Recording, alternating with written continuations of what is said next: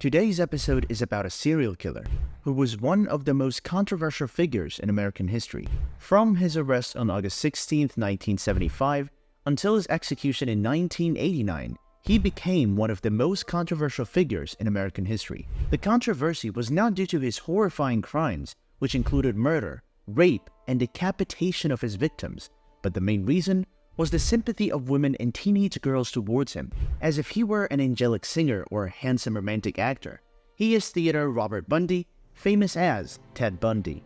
In 1979, many people followed the story of the serial killer Ted Bundy during his trial and interrogation.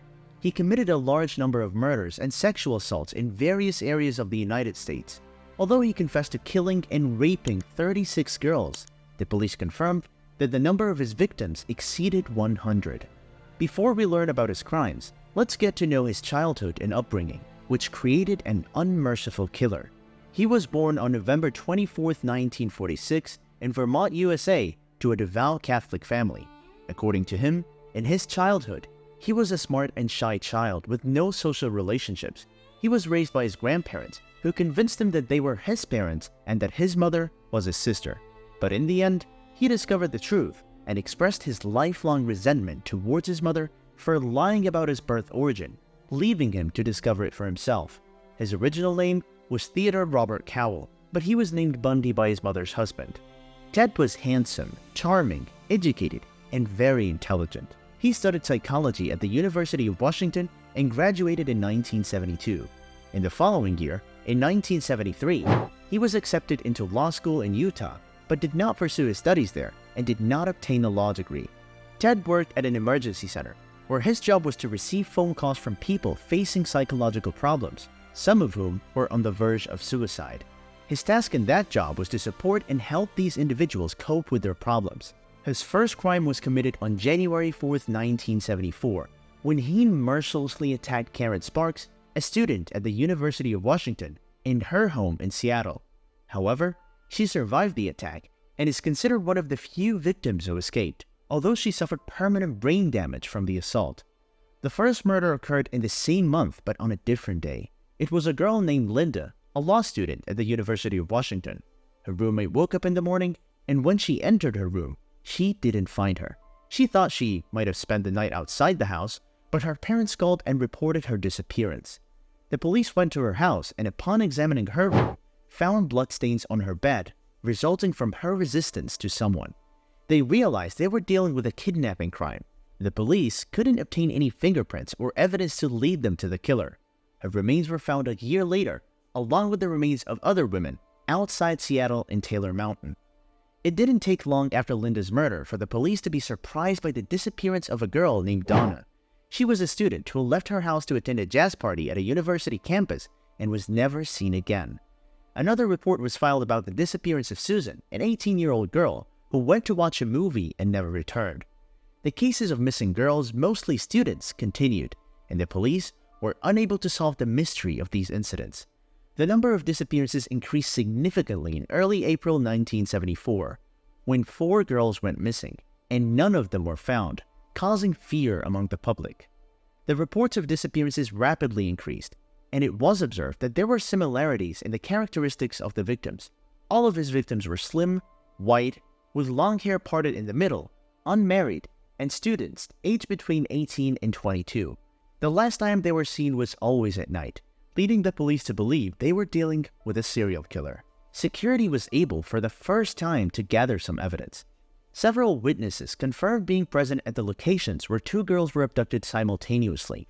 They all described a handsome young man with brown hair who wore a cast on his right hand. He would ask the girls for help in unloading a sailboat from his car. Ted's downfall began when he attempted to capture a new victim, Carol Durange. He told her that someone was trying to steal her car and she should ride with him to the police station. This incident occurred on November 8, 1974. Shortly after, Carol became worried and asked him to let her out of the car, but he refused.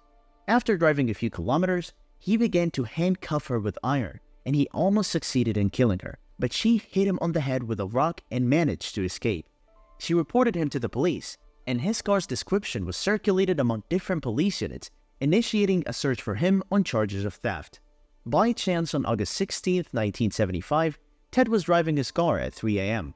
As soon as he saw a police car, he tried to escape, which raised suspicions for the police officer. He pursued him and managed to catch up and arrest him.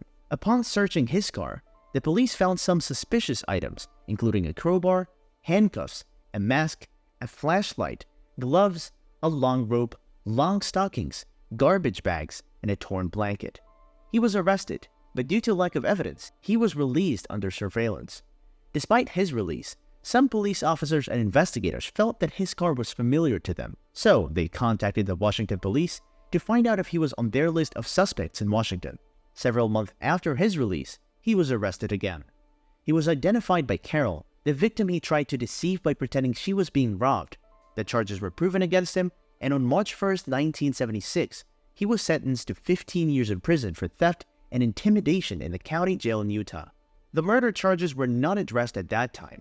The police presented Ted to psychiatrists to determine if he suffered from any mental disorders or not. However, the medical examination showed that he did not suffer from any disorders or addictions. By chance, the police discovered hair strands in his car belonging to 2 previously murdered girls. The court decided to reopen the investigation with him, but this time, including the murder crimes. Ted was not an ideal prisoner. He attempted to escape more than once. While being transferred to another prison, he jumped out of the police car and managed to escape for 3 days, but he was captured again. On his second attempt, he made a square hole in his cell ceiling with a hacksaw. He climbed through the hole and walked out of the main prison door, taking advantage of the guard's absence. He managed to reach the main corridor of the prison and escaped by stealing one of the cars from the parking lot. He then bought a plane ticket to Chicago and took a train to Michigan, where he stole a car to Atlanta and left it to board a bus heading to Florida. He killed 3 more girls there. The police managed to arrest him for the 3rd time, but this time, the final death sentence awaited him.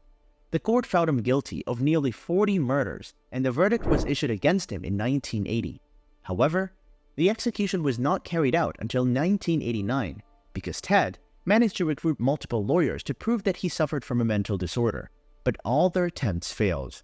What made it even more difficult to carry out the death sentence was that Ted received thousands of letters, not threatening or insulting letters, but letters of admiration and sympathy from women of different ages.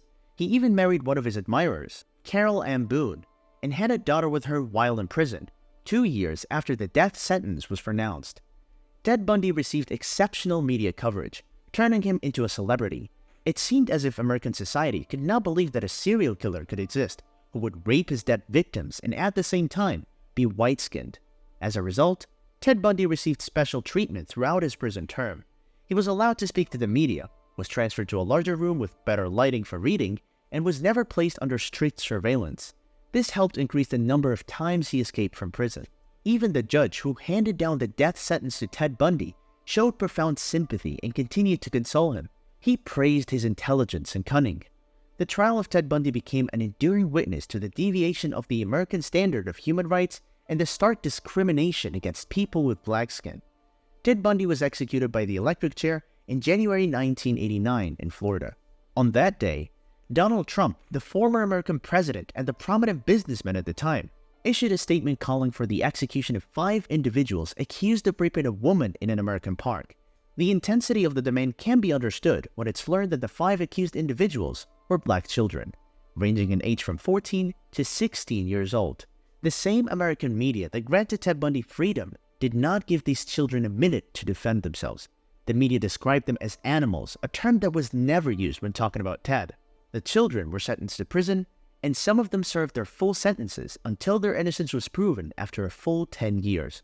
Meanwhile, the American media and justice system sought to exonerate Ted Bundy despite all the overwhelming evidence against him. Bundy suffered from necrophilia, engaging in sexual acts with his victims after killing them. He justified his crimes by claiming an obsession with pornography. In the investigation, Bundy admitted to raping, torturing, and dismembering his victims. He often kept mementos from them, such as their heads, for several months. One of his most famous quotes was, "We serial killers are your sons. We are your husbands. We are everywhere. And there will be more of your children dead tomorrow." It seems that Ted's revenge against his mother came late and in a twisted day. He sought to form many relationships with girls, starting with his relationship with his classmate Elizabeth Kendall, who later wrote a book about their relationship after his arrest. It is believed that Kendall, his partner and Ted's mother figure, played a role in shaping him into the person he became because Kendall escaped from Ted without explaining the reasons for her escape. We hope you liked the video, and remember to subscribe to the channel, like the video, and activate the bell button to receive all the latest updates.